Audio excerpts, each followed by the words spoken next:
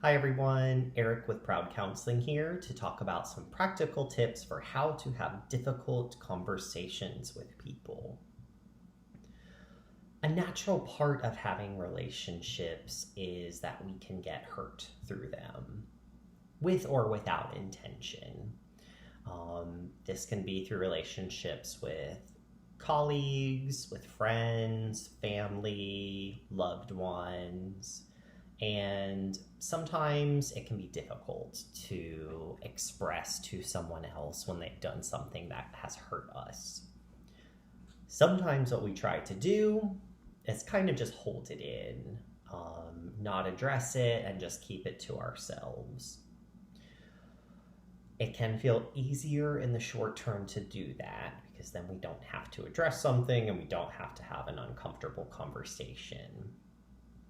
But does also create difficulties because we never get to have any resolution around it if we're not dealing with it. It can also lead to resentment over time. It can make the issue bigger than it was to begin with. And ultimately, it can cause the quality of that relationship to go down. Now, usually why people don't have these conversations is rooted in fear and control. Fear of not knowing what is this person's reaction going to be to me sharing with them that they have upset me. What if they don't have a positive reaction? What if they tell me that they don't care that they hurt my feelings, right? That might hurt even more. There's also this kind of sense of control where if I don't share with somebody else that they've hurt me, that I'm controlling the situation and I'm kind of claiming some power back and they don't get to know how I feel, right? So all of that's understandable, but it can damage the relationship.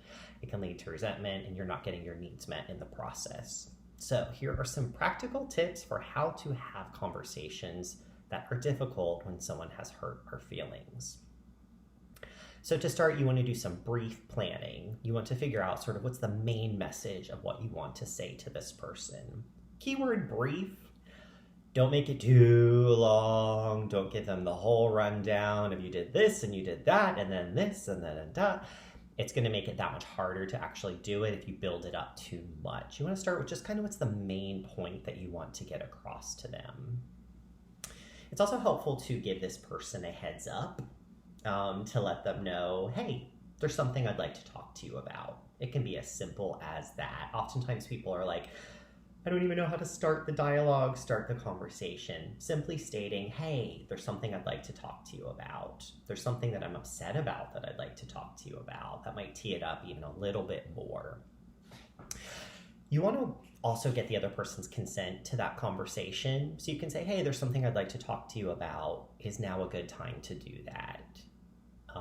And if they are agreeable to that, then proceed. And if they're not, it might not be a good time. Respect that. So if they say, no, I'm not in a good place to do that right now, or it's not a good time. Okay, cool. Totally fair. When do you think we could revisit it? Let it be an exchange with that other person. Remember, relationships are about relating to one another and that kind of give and take. So don't try not to get on too big of a monologue where you're just kind of talking for 5 minutes or 10 minutes. Take some breaths, take some pauses, allow them to respond to the things that you're saying. And as they do, you can sort of model to them that you are hearing them and you can reflect back to them what you're hearing from them. Whatever it is, whether they're having an understanding and positive reaction, or if they're having a defensive one, or if they have things that they're hurt about too, if you can hear those things and you can reflect that back in that moment, you're letting walls come down. You're also inviting that person to be a part of the exchange, and they're more likely to kind of be willing to hear you and what you have to say. Give the other person some time to process what you're sharing with them. You've probably taken some time to kind of think about the situation for however long. you sharing it with them is brand new to them. So give them some time to process it. It's okay if they don't immediately kind of give you the response that you want. Let them digest it and come back to it later if needed. It can also be helpful to sort of debrief the experience after it happens. There's some different ways to do this. You can do it on your own. I definitely recommend that regardless of however it goes. Take some time afterwards to kind of reflect on it. First of all, give yourself some props. Like, it's a difficult thing to do to let somebody know that they've hurt us. It takes vulnerability, and there's a lot of strength in that. So give yourself some credit, and also kind of like reflect on it. How was it for me? You know, oftentimes it's not going to be as bad as you think it is. It tends to go better than, you know, how we tell ourselves in our head it's going to go. Even if it doesn't go well, that's okay too. Reflect on that. Ooh, the response surprised me a little bit. I was not expecting that. You know, how is that for me now that I have some time to step back and think about it? You can also debrief it with the other person too, depending on sort of the type of relationship it is and how appropriate that is and their willingness to do that afterwards. Be it like right after, you can be like, wow, thank you so much for letting me have this exchange with you and for hearing me. I feel really heard right now. What was this like for you? You can do it right after. You can do it the day after. You can do it a few weeks after, a few months after, but whatever the case, it kind of is like reinforcing that idea that like of keeping the relationship going and the acknowledgement going and keeping it real with them. Now, those are sort of all of the tips.